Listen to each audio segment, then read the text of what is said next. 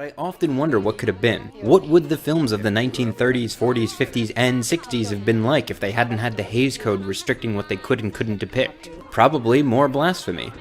Now I know what it feels like to be God. More nudity. Detailed depictions of criminal activity. Hey, that's swell. Look at Millie, you can carry it. Come on, let's get out of here. Gay and lesbian representation. Talk of sexual preferences and sexual habits. Truth is that the Queen has had 12 lovers this past year. A round dozen. Long live the Queen! Sadomasochism. Oh, do it again. I like it. Do it again. Mae Clarke being foxy as hell. Oh, it's just what I wanted. How did he know what you wanted? Maybe I mentioned it, huh? All things that are very well represented in the films released before the Hays Code went into effect, which all but disappeared in the 34 years that followed.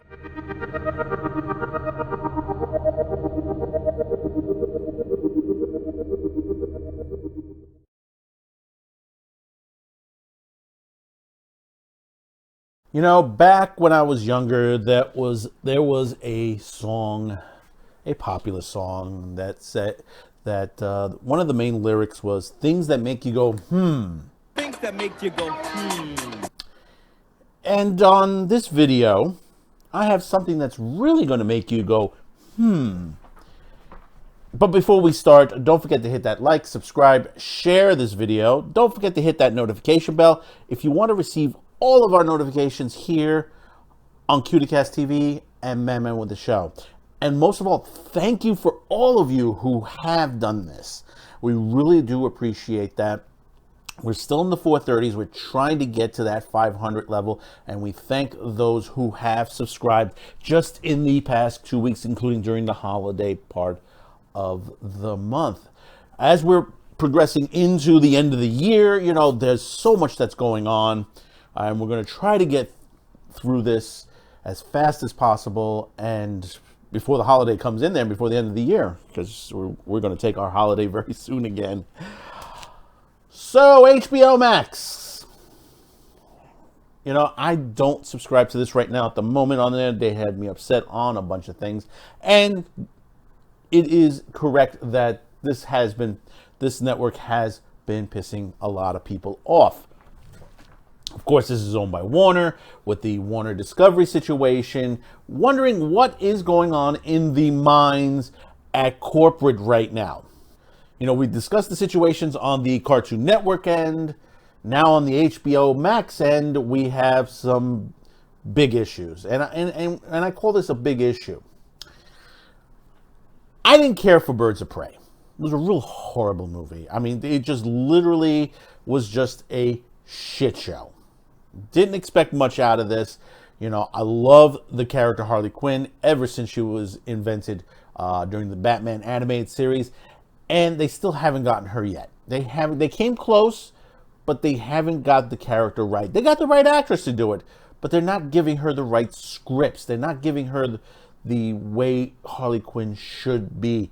The animated version of it is much, we're talking the Harley Quinn animated series, is much more closer than the Birds of Prey one and the live action. But what we found out recently from certain people who have been watching Birds of Prey is that on HBO Max is the edited version, the broadcast TV version of this. If you went to Birds of Prey, this may have changed back. So when you go to the screen, on the top left-hand corner, it says rated R, suggestive dialogue, language, and violence, but dead center in the screen. This film has been modified as it follows from its original version. It has been edited for content. Really, HBO Max? Did you just pull a Netflix with Back to the Future, where you try to make it more popular for the younger crowds? I mean, you're giving it a TV 14 rating. Now you may ask yourself, well, HBO must have done this by mistake. They must have done this by mistake on there. And that's what supposedly HBO had sent out, that basically this was in error. Now, if it wasn't that somebody said something, this would have gone on for who knows how long. Now, the other thing that gets me is when you're uploading this stuff and you're uploading it from your library and stuff like that, normally the ones that are modified for broadcast television is sent directly to the broadcast. Say, for example, if it was being broadcast on the CW or on basically NBC or ABC. Now, that version is probably just made for them only, not to be put in, not kept in the same library, which I may be wrong.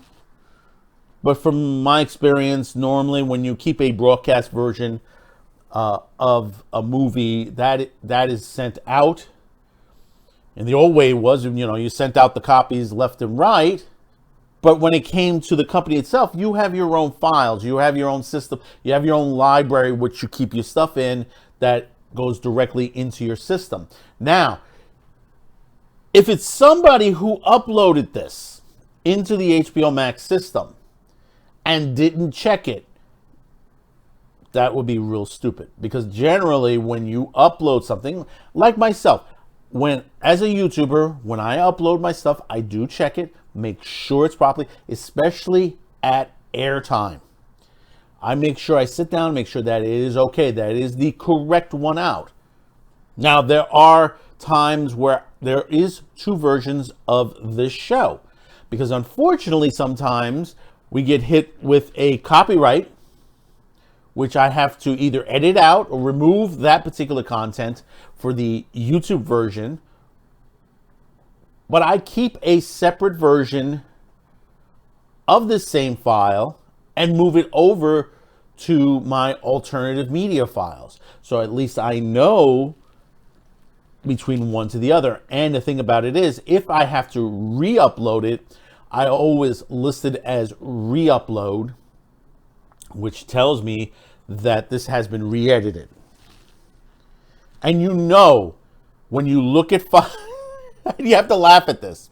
You have to laugh at this because we went through this with the Rittenhouse trial. When you look at the file name itself would say broadcast television version TV 14. They could not be keeping the same files of the same name. They have to abide that one version, so at least they know the difference between it is separated, even if they keep this together, because that would be stupid. I mean, how would you distinguish, say for example, you have a director's cut version. How do you distinguish the original from the director's cut? You make sure you have director's cut right there listed. Same thing when you go to manufacture these into Blu-rays and DVDs. The masters you have are marked, and I'll tell you 100% that is done in the industry. I was in that part of the industry. To give you an example, and it being Christmas, the company I used to work for when I first started out in duplication, we worked with a company called Crown Video. Crown Video had the rights back in the late 80s to some of the great classic films, The Third Man, some of the Laurel and Hardy stuff, and specifically, It's a Wonderful Life. And the thing about It's a Wonderful Life, and most people don't realize it, is that there's multiple versions of this film.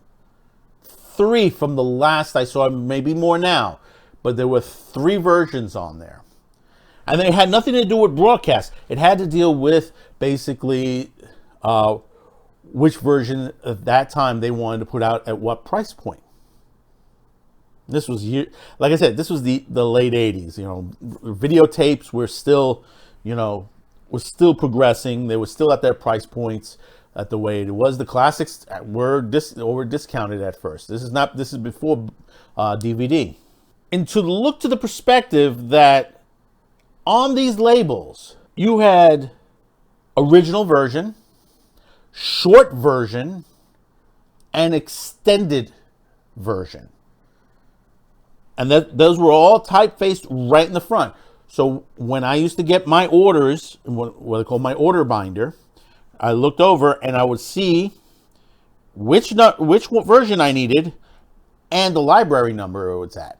And when I pulled it out, I opened it up and make sure. And the thing about it is, the time what we were using, we weren't using, even though we used 1-inch reels, these were on 3/4-inch tapes. So in most cases, in the extended version, I'm pulling 3 masters of the movie in its entirety, because basically 3/4-inch only holds a certain amount of information at one speed. So a long movie like It's a Wonderful Life at its full version was 3 cassettes long at that time period. So you're going to be pulling 3 cassettes. I mean, these are the stupidities. I think HBOMAX is going to get away with some of this stuff. Somebody was trying to do something, and they got caught with their hand in the cookie jar. It's the same way with that Ooh La La magazine stuff. We had no problem at all that Netflix decided to cut out, and they said, well, we're sorry we did that. Edit out a few sections of censorship that was basically, is this something we're going to be look forward to? I mean, this is the main reason why I tell you, buy physical media. Straight out, buy physical media, because this is what they're doing. Streaming sites are editing down movies, removing scenes that they disagree with, or they're giving you the TV versions of this. We're at the point we should not be watching TV versions. I mean, we are seeing heavier language on a lot of basic shows now these days. Just like overseas, they have no problem with language over there. They have no, if you're showing something which has some sexual situations, like you see that on FX and some of the other channels on cable, if you have a warning ahead of it saying like, hey, listen, we're playing this at 9, 10 o'clock at night, kids shouldn't be watching this. I can understand. And see, this is why there's too much on the MPA situation. There's too much in the ratings. We have TVMA 14 and all that. Just give it the regular. If it's PG, it's PG. If it's rated R, rated R. It's for adults. There's going to be language. There's going to be sex possibly, whether there's sex or not. We overemphasize all these ratings. That's another big problem, and that we got to discuss that in another video. But like I said, HBO got caught with the freaking hand in the cookie jar. Warner Brothers got caught with the hand in the cookie jar. And let's hope they don't do it again. But they're going to do it. They're going to really do it. And this is the company that generally puts content warning at the beginning of movies and TV series. And I think the stupidity of it is, for some things, they'll put a 5-minute warning at the beginning of header. How stupid that is.